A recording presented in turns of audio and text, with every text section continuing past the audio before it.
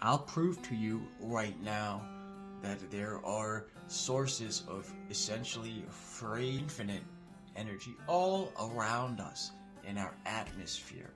One example is balloons, lighter than air gases like helium. They provide endless lift up, and you can combine that with something like a carriage or a harness.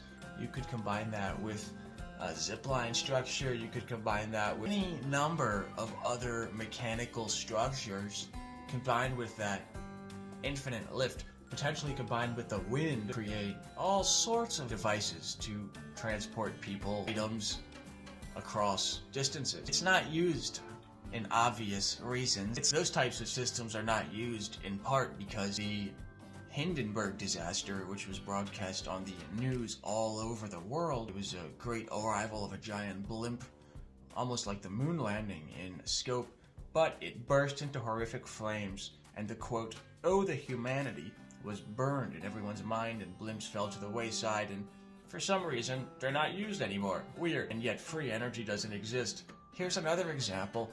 If you look at architecture from before the Great Flood, which is anywhere from at least 1,000 years old or older, you will see metallic structures embedded within all types of stone alloy that even today, with existing experiments going on in Russia that are publicized freely but very suppressed just due to the politics going on, you will see they can produce electricity from the air just based on the shape of metal. And so this was basically in most buildings before the Great Flood, was a central source of energy that various appliances could tap into. And I think it was generally used to create heat, because that's useful for cooking and tea and heat in the winter and stuff, comfort, and therapies too. Like you could build a sauna on top of it, but you could build it a whole number of ways. And we still see remnants of this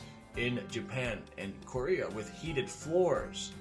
That's built into the natural heat generated in the building, not necessarily tapped into using etheric energy principles. Yet, nonetheless, the culture has persevered. So if this information doesn't make you feel something when you're paying your electric company to fucking scam you, on the head of the same Hydra who hid all this free energy from you so that you can waste your lifetime in a circle of energy and labor and paying for the energy.